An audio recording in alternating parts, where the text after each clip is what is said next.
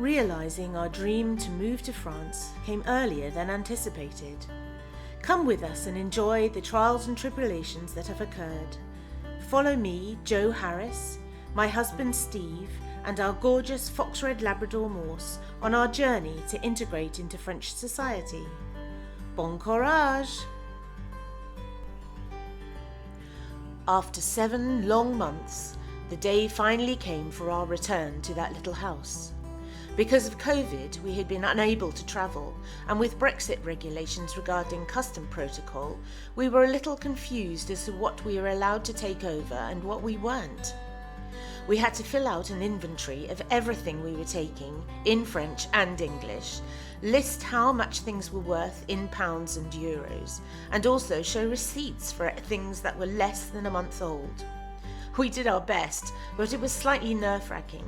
But at least we had plenty of toilet roll. Right, we're off to France. Oh my goodness. Finally, after 6 months wait, 7 months wait. Yeah. So the last little bit of worry is the customs. Oh, I'm glad to see we've got toilet roll. So bye little house. See you in a month.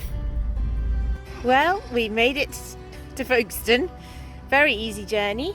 Morsey's been through the vet check. Thank goodness all our paperwork was right. So France is that away.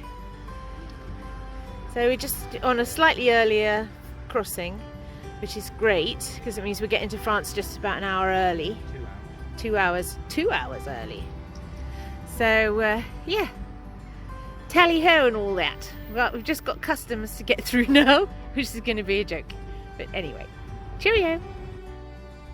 Well, we sailed through customs. No one even looked at the inventory. We arrived at 1 a.m. and crashed. The next morning we saw how well the vine was doing and how badly the pool. So we made it and it's the next day. Neither of us slept very well, but I think we were just overtired. So we've got the fans going in the car because it's quite muggy. It's already 20 degrees and it's only 11 o'clock. We've been to Lussac this morning to get breakfast, which was lovely. On our way to La Souterraine now to go and do the weekly shopping. Hurrah! Hurrah. Gosh and golly. Gosh and golly. Right, see, it's actually quite blue. It's not, I mean, it's ever so warm. It seems warmer than 20 degrees. But it's very bright and cheerful this morning. So we've left Morse in his bed, who seems very happy. So sweet when we got him out of the car. He was wagging like anything, wanting to get into the house, like he remembered it. It's very sweet. So yes, we've got lots to do, lots of sorting out. The house is actually really dirty and needs a lot of cleaning and airing. So I'll do that today. We've been in contact with our French friends who I think we're going to go and see for a cup of tea tomorrow, and he's already asked Steve if he will help him next week do some work, so his work will be cut out. And yeah, so I'll do another little snippet later. Cheerio. Bye. So back from shopping. There's Morsey. Right, the house is a bit of a state, and it's actually very smelly and a bit damp. But we've cleared up a little bit, but we've bought some delicious things for lunch. So we're starving. And everything's everywhere. I'll take before and after shots of when we've cleared it up later. So at the front, there's Stevie Bobbins. Morning. Afternoon, I mean. There's the cooker that's going to go somewhere else. The new chair. Ooh, it's so exciting. If you were eagle-eyed, you would have noticed that we had brought a cooker with us. Another bargain. We waved goodbye to the old gas oven, placed the work surface neatly on the bed, and got to work assembling another new facility. You just clearing up around here. So we're just trying to fit the new, or rather Steve is fitting the new cooker. Had to drill a hole in the side of the cabinet there, but did it in 10 seconds. The bottle fitted in beautifully. This is the cooker from a strange angle, so it does look a bit weird. I think it looks like it belongs there, don't you? So the next thing we decided to do was to remove the bidet from the bathroom. I've never used one and it just seemed to be in the way, so out it came, just like that. Then Steve started to plumb in pipes so that we could have a bathroom upstairs. Well, something is happening in the bathroom. Steve is putting some pipes in ready for the bathroom upstairs so we can have a loo and a wash basin. And we've now got a washing machine and the loo has been moved across. And they've left the tape measure upstairs. And he's left the tape measure upstairs. But it's all looking very busy. And yeah, we've had a few ups and downs with this, but mainly ups, I think. Isn't it, darling? A few downs where it fell through the floor. Yes, we won't talk about that. But yeah, it's coming along. This is all boxing in, so you won't see this afterwards, but it's all very interesting. So yeah, bit of a mess everywhere, but hard work is going on. You can't make an omelette. Without a frying pan. No.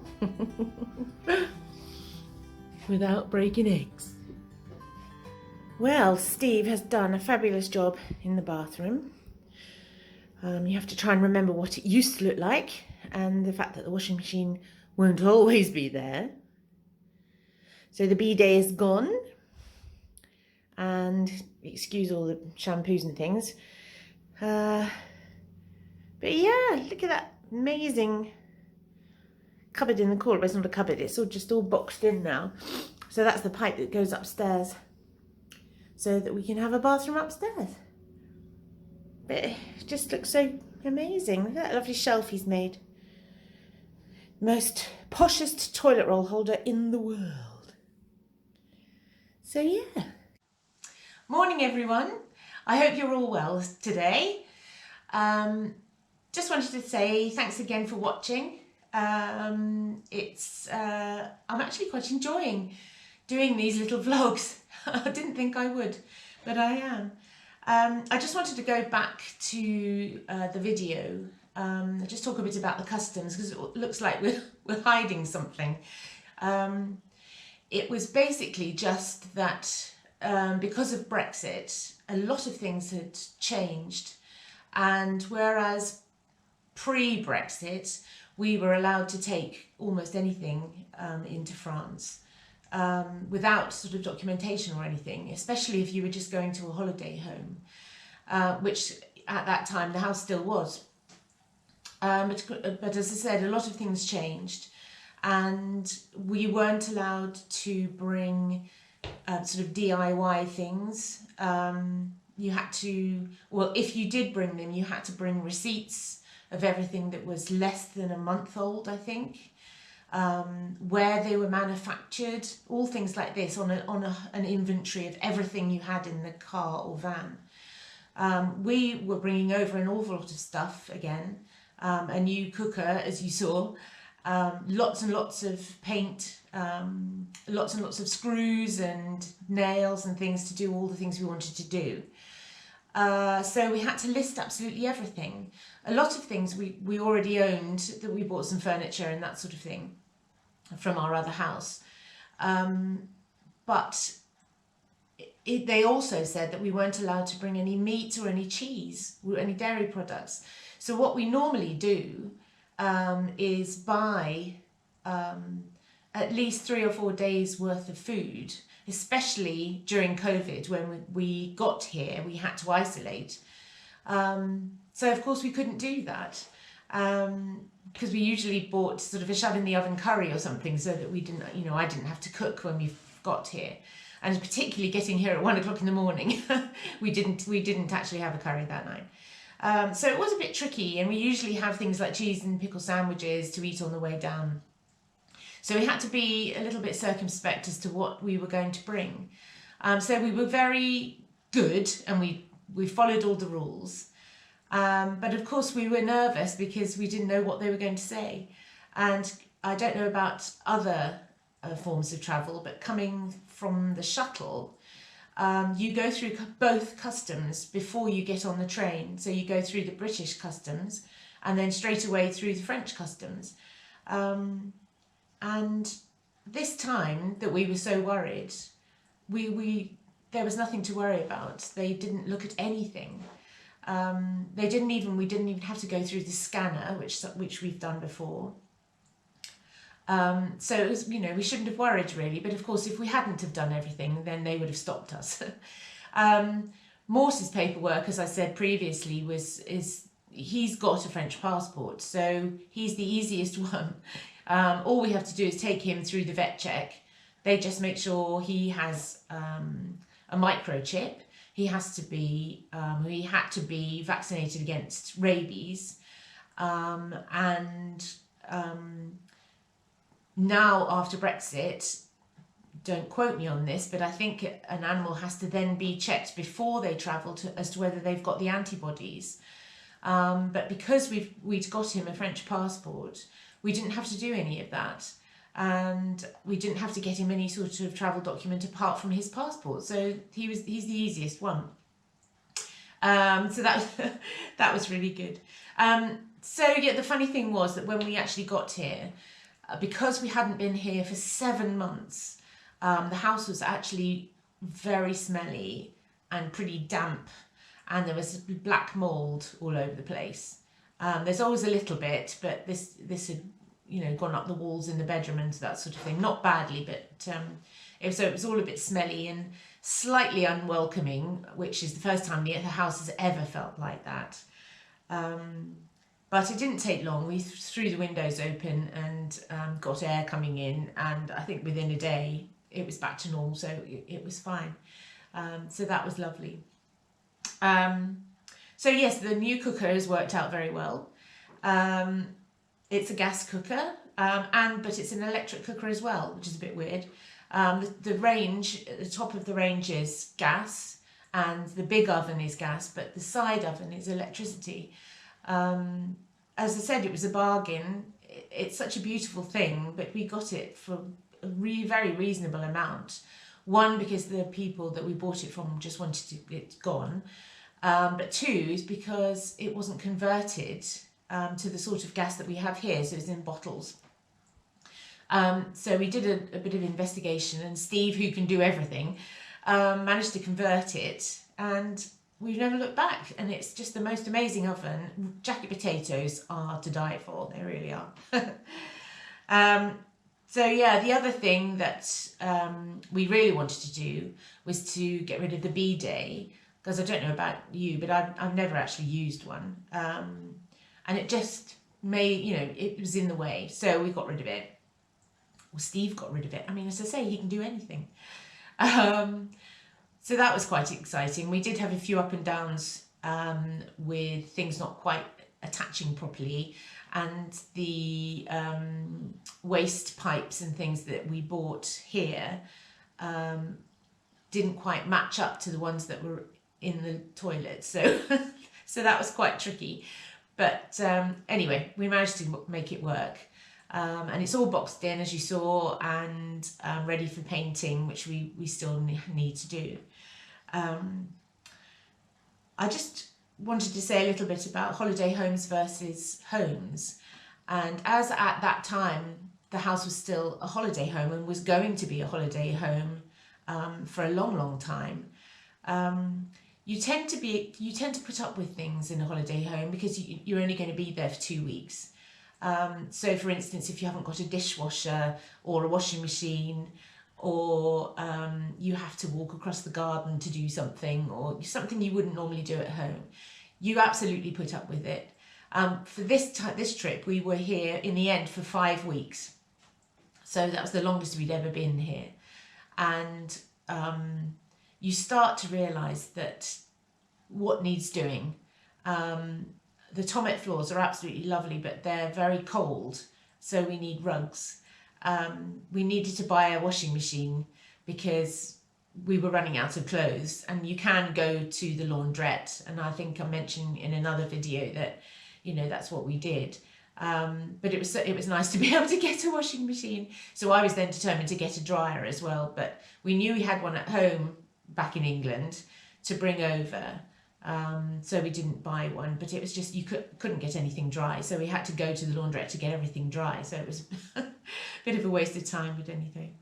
So yeah, it's just putting up with different things.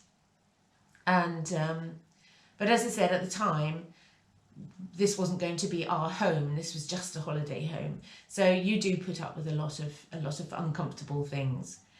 But that sort of leads me on to the weather. And I cannot believe the weather that we've had. It's been very, very cold, but I mean, it's winter. But then last week and the week before, it got a lot milder. And as I said in the last video, we actually sat out on the patio until 9:30 at night. We were sat around the fire pit, but it was warm. We didn't have a fire in the house. We didn't have any fires on. We were in t-shirts. You know, I got sunburned on my face. But then all of a sudden yesterday, this happened. And I'll let you watch the video. But it was quite exciting, but it is freezing cold today. Hence, I've got the fire going, and I've got a jumper on. But yes, I'll leave you with a couple of videos of what happened.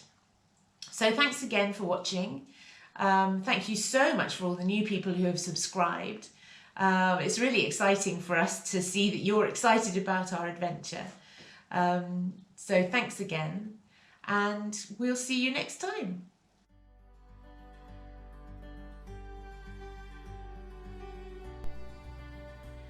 Okay, so it's the 1st of April, and this is a joke. It's blizzarding. I can't believe it. I can't believe that last week we were sat outside. We were sat outside on the patio until 9:30 at night. By the fire pit, but outside. Now look at this. And we moved to France for the good weather. C'est la vie.